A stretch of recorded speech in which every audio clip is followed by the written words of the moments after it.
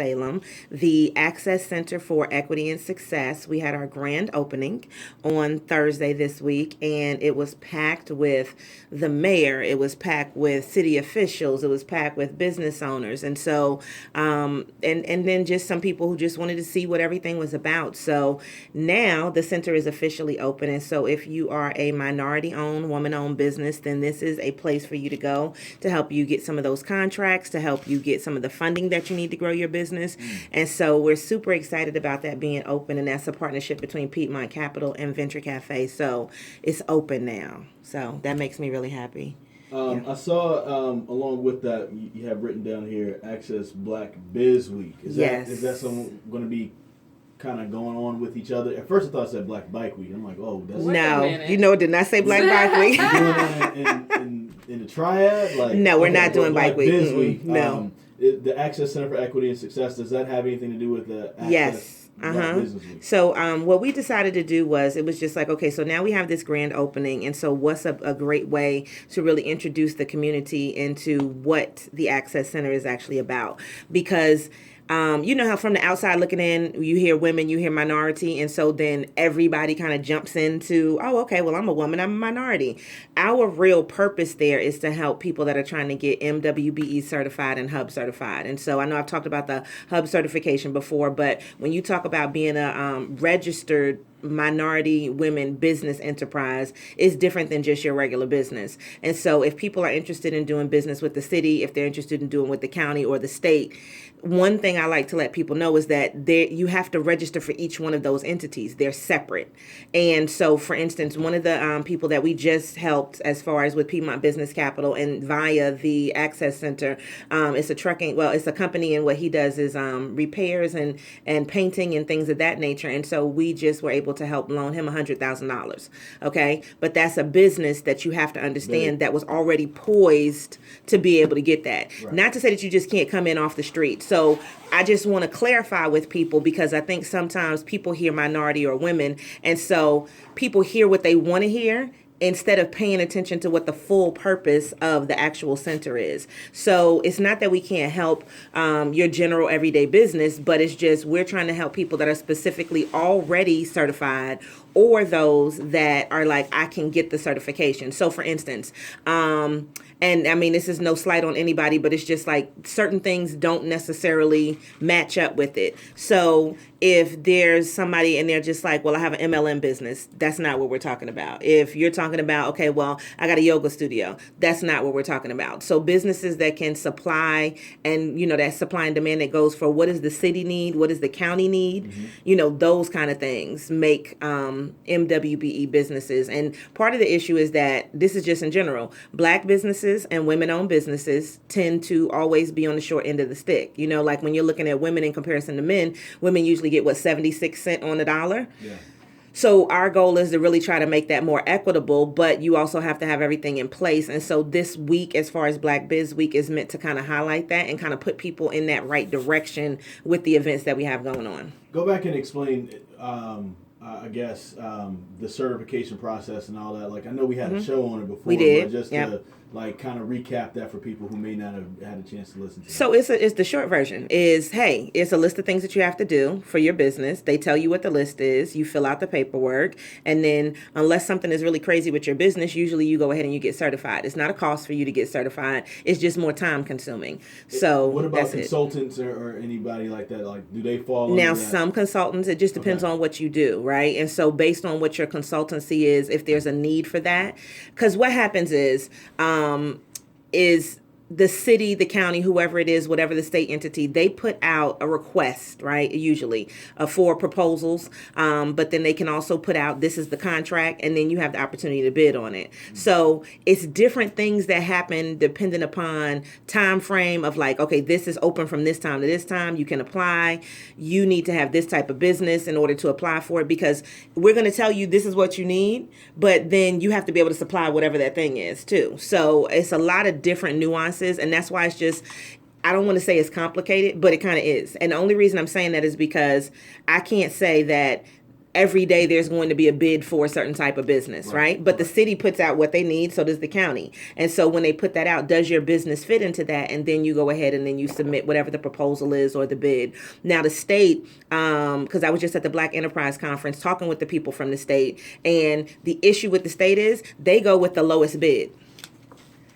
Which sounds, okay, because you're like, oh my God, I got a contract. It might be the best work. No, but not the best work. I'm not saying that, but for you as the person that's on the other side of that, is that the best contract for you to take? Because you need to take into consideration that just because you won the contract, are you really making money? Right. So you need to make sure that it makes sense for you. And so that's why sometimes people will take contracts and then it's just like, are you okay with not getting paid for 30 or 60 days? And so you have to take that into consideration that the work still needs to be done. So that's why a lot of times when people are brand new, it may not necessarily be best for them to go with the state, but maybe if it's a city contract or maybe if it's a county contract, it might be better off to start off there. So it just depends. And that's why, our job is to really say, okay, well, this is part of it. Get the certification. And then, let's work on who can help you with the bidding process and, making sure that this way you can get a contract that makes sense. So like the guy that just got the contract for the $100,000, he is helping to paint barracks at Fort Bragg. You know what I mean? Mm-hmm. Somebody had to do that. Mm-hmm. And so if it was a contract for that and your business provided that, then that's an opportunity. But you have to have the certification, because I always give the example. It's kind of like you're at a house, right? And so you can stand on the front porch because you got your business. But you need a key to get inside the house. So once you get inside the house, then, okay, well, what are you going to do? So then you get the certification. Now you can sit on the couch. But you still can't eat at the table until you actually get that contract. Like once you get the contract, now we're at the table and now we're eating, right? So you need to make sure that your business is ready for that. And that's what the Access Center for Equity and Success is to really help you along that path. But at the same time, you have to do the work and you have to turn in your paperwork and do the things that are necessary. So that week is designed to help existing businesses that are already certified to get some information that they need, but then also new businesses who may want to consider getting some contracts to get the information they need as well. I remember when we were talking about this before, I think it was somebody that you said had a cleaning service, and I think they won a contract for the airport. The airport, yeah. And that was big. Yes. Was this about a year ago that we talked about this? No, this was this year because we did the event in January or February. Is there an update with them, how everything's going with that? She's still doing well. Okay. She's still doing well. And I know that she's looking to try to get another airport to try to see about Raleigh. But see, then this is the thing. So when you talk about the contracts, you need to make sure that you also have the staffing to be able to do it, right? So part of you getting it might be now you can hire some businesses. And that's part of the issue when it comes to typically minority and women-owned businesses. We start businesses, and that's great. But similar to like my company, and I'm guilty of this, I don't have any employees. So you have a whole bunch of women-owned businesses and black-owned businesses where we start our businesses, but either we don't hire employees because maybe you're like me where I don't necessarily need an employee on a daily basis, or you may not be able to afford to hire employees because of the fact that you're not scaling up. And so this is meant to help people scale their businesses as long as they go ahead and do what they need to do and get those contracts. And I think that it being in Winston is definitely a statement, and definitely something that, when you kind of shout out some of the people who have been kind of the forerunners and pushing it forward, like Dee Dee Adams was there, and, she was just telling people like this has been something that's 10 years in the making. So what if we'd have had this center 10 years ago? How many more businesses could we have helped? And so, the thing is now we have this. So now let's make every effort to make sure that the right people that need the help can get the help and then, flourish as far as their businesses go. As far as the actual Access Center for Equity and Success, I guess what are some of the things that are going to be that you know of that are planned to help folks out within the next year or so that people can take advantage of? Oh, that's an excellent question. So Hassani Mitchell, he is the community coordinator there. And so his job is to make sure that the resources that are there help the businesses that need help, right? In addition, we also have hired from My Business Capital standpoint, an entrepreneur coach. And so this is the person, and this is Kelly Stinnett, who can help walk you through that process. And so just for example, we had a conversation the other day where she was just saying there was a woman who had a company, and what she was able to do within a month and go ahead and get everything that was necessary to them, and then she was able to get her loan. But the thing is, did you, credit plays a part in that. And then you having your paperwork together plays a part in that. And you getting the things to people when it's necessary, that can go from start to finish and close. And then you have what you need. So I think that, what's going to happen when we do the Black Biz Week is that you'll be able to talk to Kelly specifically, because she's going to do a presentation that Thursday evening. And so it's something every day that will help people as far as the things that maybe they don't know. And that's the problem a lot of times. It's not that you didn't have the effort. It's not that you didn't want to tell people about your business. It's not that you're not providing great service. It's other things that you didn't know that could grow your business. And that's the whole purpose of it. This is around the time where it looks like right before the National Black Theater Fest. It is. It's going to be really black in Winston. It's going to be blackety black. Come on, Winston. Listen, but I'm telling you, I've been excited to get into Winston because I don't do as much stuff in Winston-Salem. So for me, I think that I take this as, I don't want to say a challenge, but I think that sometimes let me just tell you what I've heard, because, I can look at things from a certain perspective from being outside and being in Greensboro, but I think that there's a clear divide when it comes to resources. I think that there's a clear divide when it comes to black and white. And I think that we can kind of bridge that gap when we're talking about being able to have this center. And I do think that sometimes there are a lack of business organizations for black businesses, and that specifically are doing what we do. And that's the biggest difference. It's not that we're trying to compete with anybody, but it's just a lot of times, even when you talk about me doing things for the Small Business Center, a lot of the focus is on startup, right? That's not what this is. This is really saying, okay, the people that are already started, let's help push them forward. Because think about it. If you could get a $2 million contract by yourself, but what if you work with some other people and you had like a little conglomerate and you knew what to do, the nuances of everything, you can get a $20 million contract. Why would you settle for a $2 million contract? Right. You know what I mean? And so I think that capacity, part of that is you didn't have the capacity to hire the staff. You didn't have it to, because it's insurances that they have to get to be licensed, to be bonded, all the rest of that. If you didn't have those things in place, if you didn't have the capital to be able to do that, you wouldn't be able to go for that $20 million contract. And you'd have to settle for the smaller ones. And I mean, nobody is like, oh, $2 million, that's sad. No, but put 20 up against 2, and then you're like, wow, now I have the capacity to do it. So I think that it makes a big difference, is that not only is it the resources, but it's also the funding to go behind it.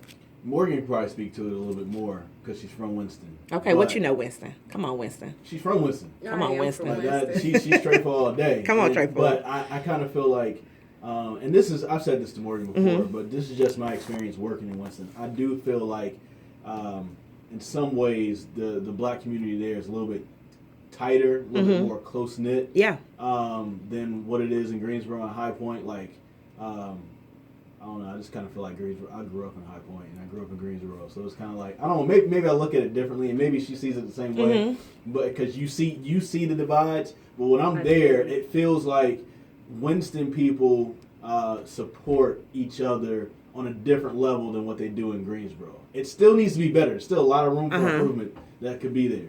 But to me, it feels like there's a little bit more built-in support for the black community amongst each other.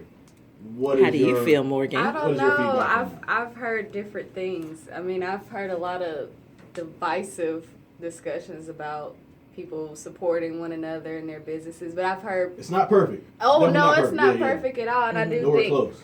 It's tight knit because everybody knows each other in Winston. I can say that everybody knows each other in Winston, but.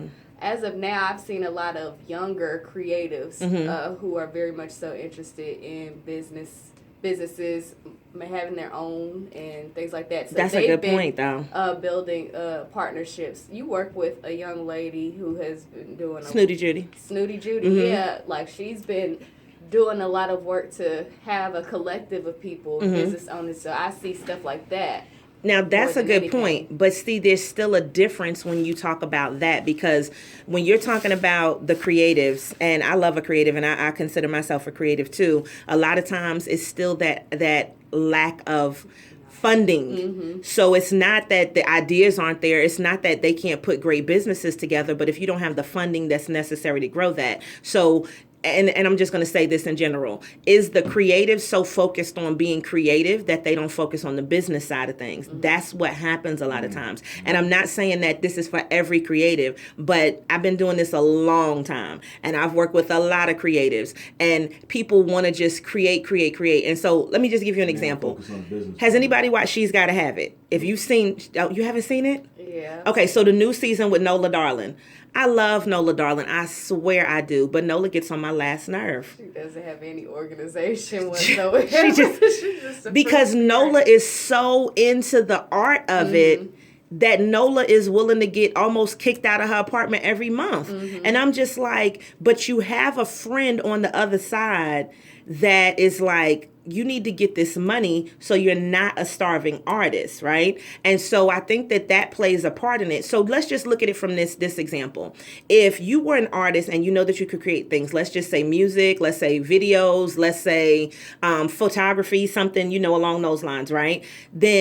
And you took it and you could go ahead and get certified and you could do some of that stuff for the city or the county and get a contract and do those things that other people need, or even other, certified businesses, right? Because it's not to say that they don't need video and content and all the rest of that stuff, because they're focused on doing the other part of their business. If you could get that type of contract, you can do all of the wonderful, fancy, free unicorns and rainbow things that you want to do, but you need the money to fund it. And if you don't want to go get a regular job, then that's okay, but you need the money to fund it from somewhere. So fund it from your job, or fund it from, this is a part of my business that I do, and maybe that's the corporate side of things, and then I do the fancy free footloose things that I want to do on the side. Nobody is trying to pigeonhole anybody or put somebody in a box that they don't want to be in, but at some point in time we need to be in the money box. Like, where's the money coming from? Because otherwise you can continue to be creative and then wonder why everybody asks you to do everything for free.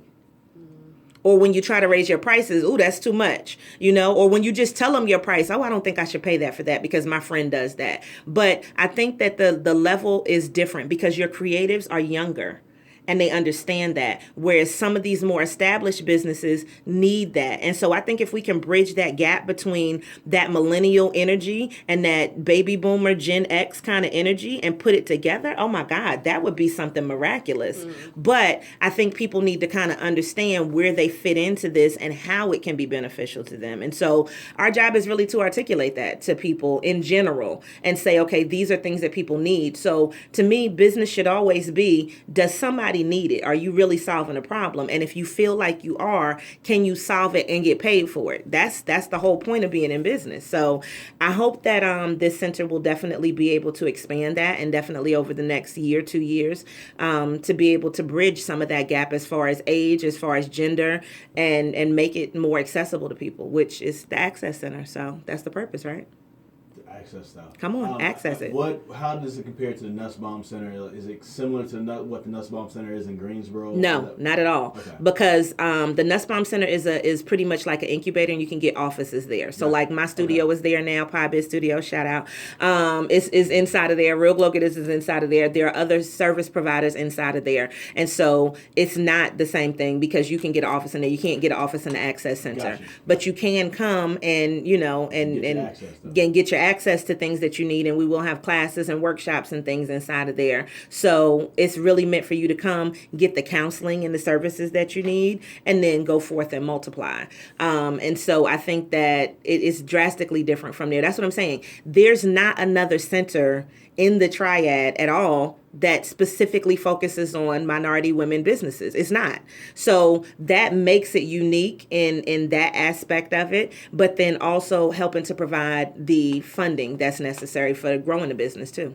It's crazy because you mentioned minority Black women, business owners, and it's like they're getting the short end of the stick, but I keep reading articles about Black women like surging with more businesses, and who are the leaders in ideas, innovation, always, all the time. We've been that. It's just crazy that Black women are still at the bottom of the map as far as getting their due, what they're due.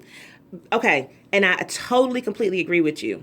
But look at this. If you didn't know, you didn't know. So the opportunity for you to jump ahead wasn't necessarily, it was there, but you didn't know about it. So you have to present it in a way that people know and understand and then see why they should do it. So let's just say, think about this historically. Black women have been cleaning up for years, okay? In every capacity, right? Like literally. But if there was a contract for you to do that cleaning up and get that money and turn into $100,000, $200,000, $1 million business in the next couple of years, that'd be different. How many people say, oh, I'm gonna start a cleaning business? Why? Because the entry into that business, it's not a whole bunch of money for you to start that. Can you clean good? Do you have some good supplies? Does stuff smell good? Does it look good? Okay, you can start a cleaning business, but you starting that cleaning business and not getting the certification to then be able to clean a whole building and then be able to have a contract that's a year long, 2 years long, however long your contract is, and know you're going to get money, and then be able to know you can hire more people, that's the issue. So you'll get a contract and do one office. We don't need you to just do one office. We need you to do multiple buildings, do a business park. That's the biggest difference. But you can't scale up if you don't have the money to do that. And if you didn't have that level of access to get those contracts and knowing how to bid for them, you wouldn't be able to do that. So we are growing. We've always been innovators. We've always been that. But the difference is that I think people don't understand. When you say minority, I need you to understand that minority really does mean anybody else that's not a Caucasian male. So when you say women and minority, but then you may have Caucasian women that come with businesses that don't necessarily serve into this, the first priority is minority as far as really Black and brown people. And I mean, that's just as straightforward as it can be. Not to say that people are not going to get access to it because you're still a minority as a woman. Mm-hmm. But the directive is really, truly, and Dee Adams said it best, to help people that look like me. To help I like to say the little chocolates, but to help people that look like me, because there is still a disadvantage when you put women against women, but then when you put Caucasian women against Black women, it's still a disadvantage. And then Latino women. And then when you add in everybody else too, it's still a disadvantage. And so to make it more equitable, you have to try to serve a population that is severely underserved. And I think that nobody, for the most part in this area, has really pushed that effort specifically. Now, there is, and I mean specifically in Winston-Salem, because there are groups in Greensboro that are definitely doing that as well. But when you have the funding to go behind it, that makes a big difference. So, here's the resources, but that extra push. Yep. I don't know if you know anything about this, and I didn't actually read this article, but it was basically, I saw an article, I saved it for later, didn't get a chance to read it at the time, but it was a headline that had something to do with basically Charlotte is kind of pushing out the Black women-owned businesses. I know exactly which article you're talking about. I read it. I didn't get a chance to, but like as far as like what's that about, and then is this something where maybe Charlotte might need something in the future to help cultivate it? Maybe it has nothing to do with each other, but it made me think about that when you're talking about this. So I think I've read the article that you're talking about, and I know who the article was referencing specifically. And I can't speak on Charlotte as much because I don't live in Charlotte and I don't do as much business in Charlotte. I do some in Charlotte. But I think that what happens is people in general, the way that the article was written, are not as interested in the sustainability. And that's why I'm trying to be very careful with the words that I'm using. The sustainability of a Black business. And I think that sometimes it seems like, oh, that's cute. Right. So, for instance, Eric Sermon just did an interview and he was on Sway in the Morning and he was talking about he had these rugs and they called deaf rugs. And so they were the logos of all of the different hip hop artists and everything. Right. And everybody was like, that was cute. So he went to Black people who had money, who say that they do things in the community. Right. And you would think that they would invest. Right. So he was like, he went to Kevin Liles, he went to Russell Simmons. Right. People that, came up and brought this whole hip hop thing. And he was just like, and they were like, nah, they don't want to invest. But he's just like, it's real cute, but I made $1.5 million off of these rugs. Right. So it's kind of one of those things where you're constantly having to do it yourself. And I think that that's why that article was written from that perspective. The person that the article was written about felt like they had to do a lot by themselves. you know, and I think that you have to kind of look at the time frame that certain businesses are there, but you also have to look at the types of businesses that are in Charlotte. And I mean, most people will probably tell you, especially if they live in Charlotte, Charlotte is very cliquish. I think that here, and I'm saying, this is just from what I've been told from people, but here, I think we have a much more close-knit business community in general. Yeah. And I think Charlotte is a lot more, let me be pretty, let's do this, and let's bring celebrities, and that's just in general, and anybody can see that, right? Yeah. So that's not opinion, that's just the types of events that happen here. I don't think we do as much of that here. And I think that really, when you see most of the celebrities come, it's usually for the Black Theater Festival, right? But there's a specific purpose that goes to that because it's Black theater, and so you would bring celebrities in for that. Most of the events that we have here are geared to truly help you with your business and to grow it. And I don't think we have as much competition in between women-owned businesses, especially Black ones. Now, I could be wrong, but I'm just looking at it from a perspective of I do think we are a lot more helpful in trying to grow businesses here and not competing as much. So it could be because I think we may have a more let's make everybody win, you know, viva la business kind of thing here than possibly in Charlotte. And I mean, it's not a fashion show every time it's an event, you know, here. Yeah. It's come get the information, meet some people, network. And I can say me personally, I try to help other people grow their businesses, but I also look at the things that other people do when you're looking at social media and when you're looking at some of the connections. And so, you know, if people are genuine and they reach out, then it does make sense that, oh, okay, well, here's this information. But I'm in a position where when I'm teaching, I don't have a choice but to give you the information. That's my whole purpose, is to give it to you. So you just got to come to class. Like, it's that simple. And so I think that maybe there's not as much of that because maybe there are not as many Black women in Charlotte teaching people how to start businesses. That could be part of it. Well, where there's a need, there's a business. There is. I know somebody who can do it. There is. It's plenty of people that can do it. Come on and do it, y'all. I mean, look, I'm not the only one that can do something. I'm saying I know somebody personally. But listen, would you rather me stay here and focus on Winston, or would you rather me leave and go to Charlotte? Oh, I'm talking about you doing the whole state takeover thing. Oh, we do the state. I'm just saying, I think that you have to choose, and I think that it's a timing thing, and I think it's a season for everything. You know, just like Winston has not been the area that I focused on, but I can say going forward for at least the next year or so, it will be, you know, and we're still going to be in Greensboro, and my bigger focus is actually Durham and Raleigh. But I mean, when you start to look at it, it is a need for things in multiple places. Sounds like there needs to be a franchise. Does it? Okay, Chris is throwing out extra businesses here. But you know what? I don't think that's a bad idea. I mean, you know, who's the guy? Not John Maxwell, but somebody who, like, he has his own, like, MBA program. Like, and he teach, like, different people who are experts. They teach people their system, and they go out and they do. I think that's an excellent idea. So you just throwing more on the plate? That's what I heard. School of women business. School of get this bag. Yeah. I mean, school of stop playing and do your job. You know, I mean, all of that. I mean, it makes sense to me. Quick website shout out, and we got to go. Yes, website, www.ladybusiness.com. I'm messing up. LADYBIZNESS, and we'll see you there. All right. More, and of course, you're going to be on next month again. So if you miss anything, always go to a website, and then it should be back on again next month. You listen to Straight Talk right here on 102 Jam.